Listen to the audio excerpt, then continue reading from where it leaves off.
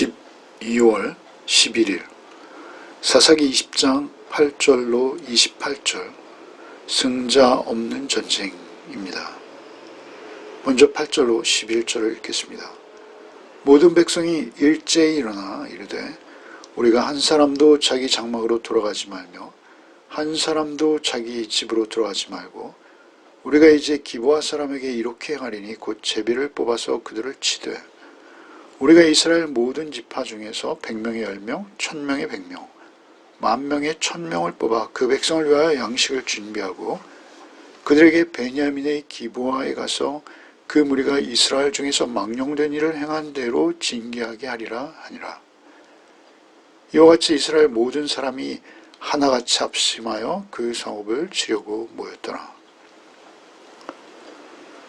참으로 그들이 가나안 정복 전쟁에서는 보여주지 못했던, 그리고 또한 사사시대 전체를 통해서도 외세의 침략 앞에서 그들이 너무나 무력했던 그러한 모습과 달리 그들이 우리가 어제 읽은 대로 40만 명, 칼 빼는 자만 40만 명이나 일제히 한 사람처럼 그렇게 의견이 일치돼서 모인 것이죠. 복음을 위해서 10분의 1, 100명에서 10명, 1000명에서 100명, 10,000명에서 1000명 그렇게 복음을 위한 자들 10분의 1을 제외하고 한 사람도 예외 없이 전쟁에 참여할 것을 만장일치로 의결하는 것이죠.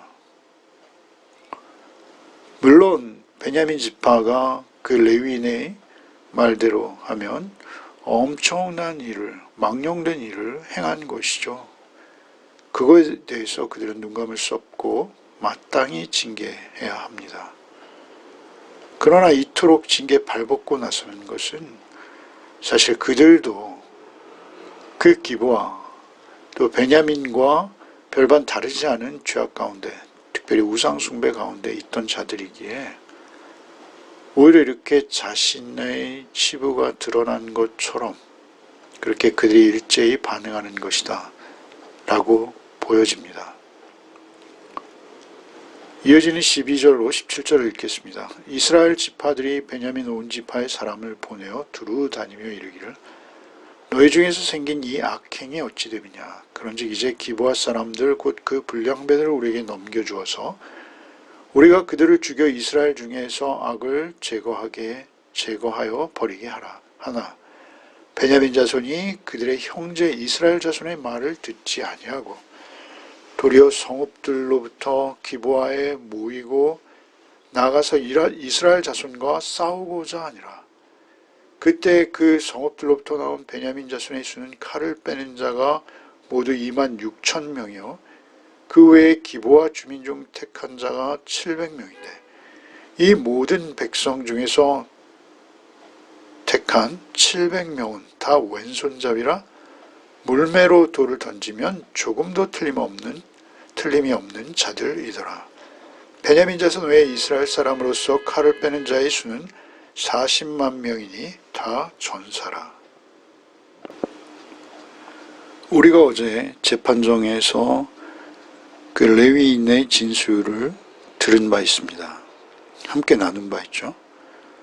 마치 기브아 사람 전체가 자기를 죽일 듯 달려들어서 자기가 그 피하는 과정에서 어쩔 수 없이 자기 첩을 구하지 못했는데 그 첩이 그들에게 성적으로 윤간을 당하고 살해되었다라고 진술했죠.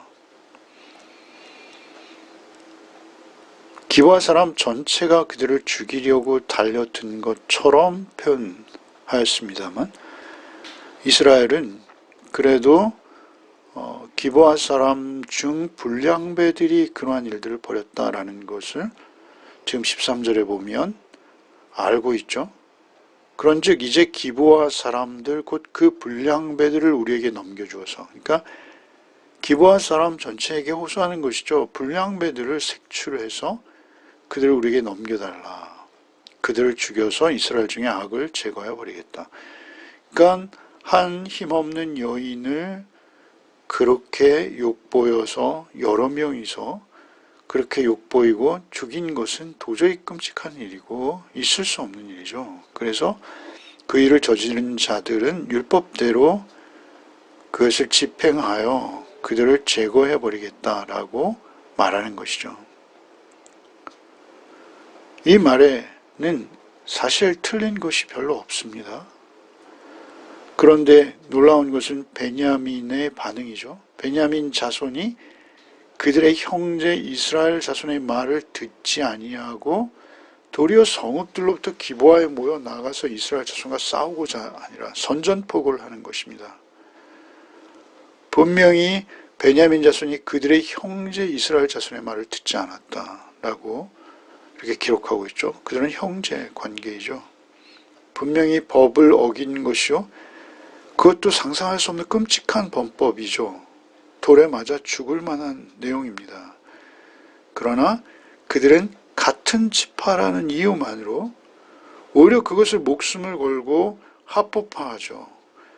물론 이스라엘 전체가 그 베냐민 기브아 사람들에 대한 재판 과정이 불공평하고 타당하지 못했습니다. 그리고 너무 일방적으로 압박해 왔기에 감정적으로 그들은 그것을 용납하지 못했던 것으로 보입니다. 이것은 크게 잘못된 행태이죠. 그저 자기 지파라는 이유 하나만으로 그들이 선전포고를 해버린 것입니다. 그래서 결국 베냐민 자손의 칼을 빼는 자가 2만 6천 명이 모였고 그 중에 택한 자가 700명인데 이 700명은 특별히 공수부대, 이렇게 말해야 되겠죠. 물매로 돌을 던지면 조금도 틀림없이 맞추는, 이것은 오늘날로 하면 총과 같은 것이죠. 그렇게 26,700명이 모였습니다. 그런가 하면 17절에 베냐민 자손 외에 이스라엘 사람으로서 칼 빼는 자의 수는 40만 명, 40만 명 대 26,700명. 이상한 내전이죠. 26,700명을 모은 베냐민 지파가 이 강간범, 더욱이 동성 강간범들이죠. 그들과 연대해서 그들의 생명을 보존하기 위해서 40만과 전쟁을 치르겠다는 것입니다. 26,700명으로요. 이제 그들에게 논리적인 설명이 불가능합니다. 이제는 레위인도 기브아도 중요하지 않습니다. 이거 감정의 싸움이죠. 이유도 명분도 없는 마치 단세포들의 전쟁과 같은 이상한 전쟁이 되어지는 것이죠. 하나님이 계시지 않을 때 이스라엘도 이럴 수 있다는 것입니다. 교회도 또 교인도 또 성도들 간에도 교회 안에서의 분쟁이 사실 정말 사소한 일들로 인한 감정의 대립이 가능하다라는 것이죠. 왜 그게 가능합니까? 하나님이 계시지 않을 때 그것이 가능하다라는 것입니다. 18절 이하를 읽겠습니다. 이스라엘 자손이 일어나 베델에 올라가서 하나님께 여쭈어 이르되 우리 중에 누가 먼저 올라가서 베냐민 자손과 싸우리까 하니 여호와께서 말씀하시되 유다가 먼저 갈지니라 하시니라. 이스라엘 자손이 아침에 일어나 기브아를 대하여 진을 치니라. 이스라엘 사람이 나아가 베냐민과 싸우려고 전열을 갖추고 기브아에서 그들과 싸우고자 하매 베냐민 자손이 기브아에서 나와서 당일에 이스라엘 사람 2만 2천 명을 땅에 엎드려뜨렸으나 이스라엘 사람들이 스스로 용기를 내어 첫날 전열을 갖추었던 곳에서 다시 전열을 갖추니라. 이스라엘 자손이 올라가 여호와 앞에서 저물도록 울며 여호와께 여쭈어 이르되 내가 다시 나가서 내 형제 베냐민 자손과 싸우리까 하니 여호와께서 말씀하신데 올라가서 치라 하시니라. 이튿날에 이스라엘 자손이 베냐민 자손을 치러 나아가매 베냐민도 그 이튿날에 기브아에서 그들을 치러 나와서 다시 이스라엘 자손 18,000명을 땅에 엎드려뜨렸으니 다 칼을 빼는 자였더라. 이에 온 이스라엘 자손 모든 백성이 올라가 베델에 이르러 울며 거기서 여호와 앞에 앉아서 그날이 저물도록 금식하고 번제와 화목제를 여호와 앞에 드리고 이스라엘 자손이 여호와께 물으니라. 그때 하나님의 언약궤가 거기 있고 아론의 손자인 엘르아살의 아들 비느하스가 그 앞에 모시고 섰더라. 이스라엘 자손들이 여쭈기를 우리가 다시 나가 내 형제 베냐민 자손과 싸우리까 말리까 하니 여호와께서 이르시되 올라가라. 내일은 내가 그를 내 손에 넘겨주리라 하시는지라. 이 이상한 내전은 이제 1차 전쟁, 2차 전쟁, 3차 전쟁으로 번지고 있는데요. 이 내용들이 18절부터 28절까지 기록되어 있는 것이죠.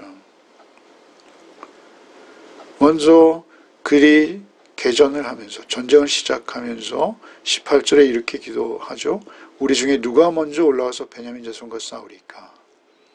누가 어느 지파가 먼저 올라가리까? 라고 기도하고 있죠. 이에 대해서 여호와께서 대답하시기를 유다가 먼저 갈지니라 이렇게 답변하셨다는 것이죠. 근데 사실 갈지니라 이것은 의역입니다. 유다가 먼저다. 이게 직역이죠. 유다가 시작이다. 이렇게 말씀하신 것이죠. 여기의 특이점은 승리의 응답이 없다는 것입니다. 하나님께서 승리와 패배를 말씀하시지 않으시고 유다가 먼저다. 이스라엘 지파 중에 유다에게 그 책임이 있다라는 것이죠. 사실 이 전쟁의 책임은 누구에게 있는 것입니까?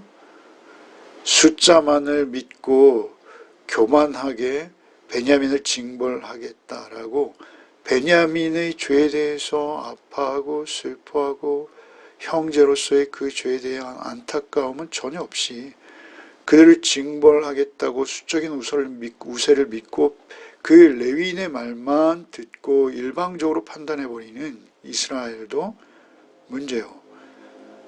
또 그들의 징계에 대해서 감정적으로 절차가 온당하지 않다라는 둥 하면서 이스라엘 자손 전체를 상대로 선전포고를 해버리는 이 베냐민 지파, 기브아의 베냐민 지파들도 문제요. 양쪽 다 이것은 너무나 큰 문제들을 품고 있는 것이죠. 이스라엘의 총체적인 부패입니다. 이스라엘 전부가 썩어 있는 것입니다. 유다가 먼저다. 유다가 시작이다. 라는 답변을 듣고 그들이 이제 전열을 갖추고 기브아 사람들과 싸웠는데 놀랍게도 22,000명이 전사합니다. 22,000명. 베냐민 전체가 26,000명이요. 이스라엘은 40만 명 대군인데 22,000명이 전사하는 것이죠. 베냐민 지파로서는 정말 26,000명으로 22,000명을 죽였다라는 것은 엄청난 승전이죠. 하나님께서 이렇게 하셨다라고 볼 수밖에 없습니다. 그러자 그들이 이제 여호와 앞에 저물도록 울며 다시 여쭙죠. 운다라는 것은 사실은 자신의 억울함, 그리고 자신의 비참함, 그리고 22,000명의 죽음을 당한 것에 대해서 애도하는 것도 있겠습니다만 이거 굉장히 감정적인 울음이라고 보여집니다. 그들이 울며 내가 다시 나가 내 형제 베냐민 자손과 싸우리까? 이제 기도가 조금씩 변하는 것을 우리가 좀 살필 필요가 있는데요. 누가 먼저 올라갈까요? 라고 처음에 물어봤다면 이제는 이 전쟁이 맞습니까? 이 두 번째, 내가 다시 나가 내 형제 베냐민 자손과 싸우리까? 내 형제 베냐민 자손, 내 형제 베냐민. 야곱의 12 아들들 아닙니까? 내 형제 베냐민 자손과 싸우는 것이 맞습니까? 누가 먼저 나가냐라고 물었던 첫 번째 질문은 그 전쟁은 너무나 당연했습니다. 그들에게는, 그들의 판단으로.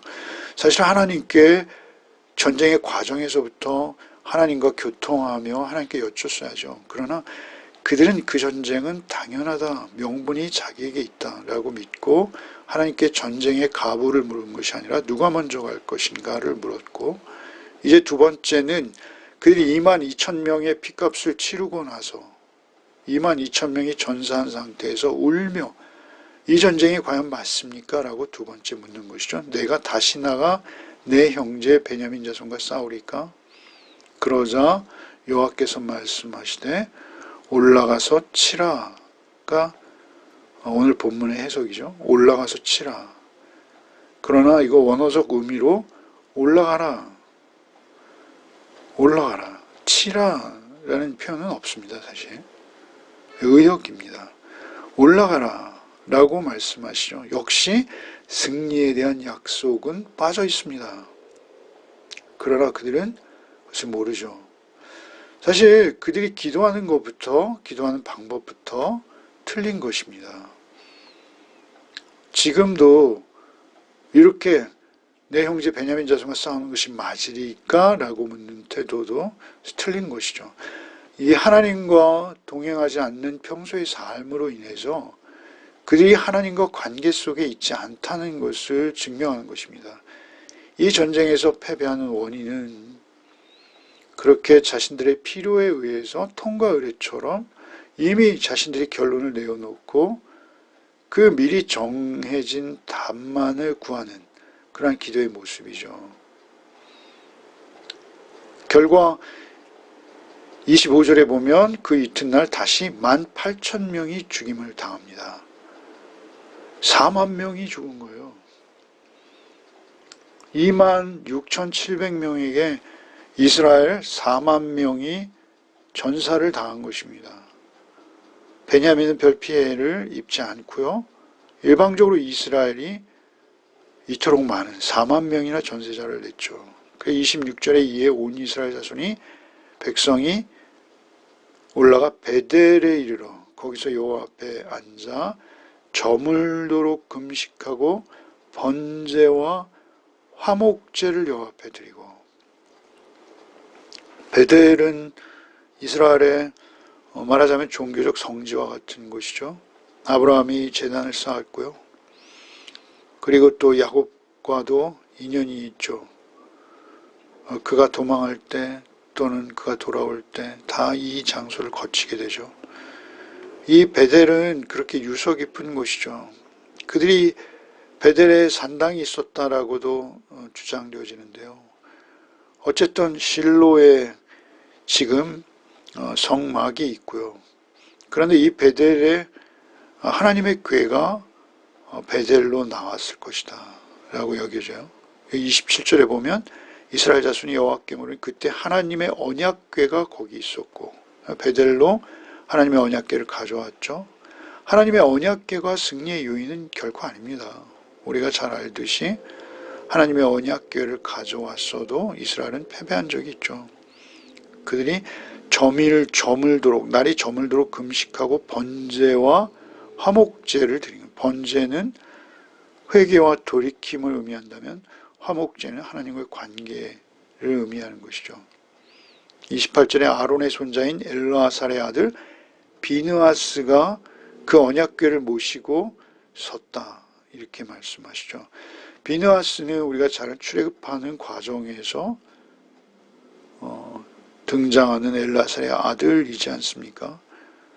그래서 사실 이것이 사사기 후반부에 기록되었을 뿐이지 이 사건이 있었던 것, 이 베냐민과의 내전은 오히려 사사기 초반부에 있었던 사건이다라는 주장이 시간상 설득력을 얻을 수 있습니다. 어쨌든 이제 그들이 기도하는 내용은 우리가 다시 나아가 내 형제 베냐민 자손과 싸우리까 말리까. 기도가 완전히 달라졌죠. 우리가 다시 나아가 내 형제 베냐민 자손과 싸우리까 말리까. 말리까가 중요한 거죠. 하나님께서 여호와께서 싸우지 말라 하시면 싸우지 않겠습니다. 이죠. 말리까. 절대 주권이 하나님께 있다라는 것을 인정하고 하나님을 의지해서 판단 자체를 하나님께 맡긴다는 것입니다. 굉장히 값비싼 대가를 치르는 것이죠. 4만 명이 전사하는 대가를 치르고요. 이제 그들은 번제와 화목제를 드리고 나름 언약궤 앞에서 싸우리까 말리까가 중요하다 그랬죠. 이렇게 판단 자체를 하나님께 의뢰하고 있는 것이죠. 우리가 하나님의 인도를 받기 위해서는 항상 하나님의 말씀에 의뢰하는, 말씀의 인도함을 받는 경험 가운데 현재적으로 살아가고 있어야 한다는 것이죠. 평소의 삶에서 인도함을 받는 삶이 전혀 아니었는데 갑자기 어떤 일이 생겨서 그때 필요에 의해서 하나님께 나가면 사실 기도도 바로 할 수 없을 뿐만 아니라 또한 응답도 온전한 응답을 받을 수 없다라는 사실입니다. 어쨌든 이제 그들은 싸우리까 말리까라고 이제 다시 이 전쟁에 대해서 근원적으로 하나님 앞에 결정권을 넘기고 있는 것이죠. 그러자 여호와께서 이르시되 올라가라, 내일은 내가 그를 내 손에 넘겨주라. 내일은 이제 승리의 약속이 주어지는 것이죠. 내가 그를 내 손에 넘겨주리라. 사실 하나님께서는 이 전쟁에 베냐민도 벌하셔야 하고 이스라엘도 벌하셔야 하는 것이죠. 베냐민 한 지파만의 문제가 아닌 거예요. 나머지 11지파도 모두 문제인 것이죠.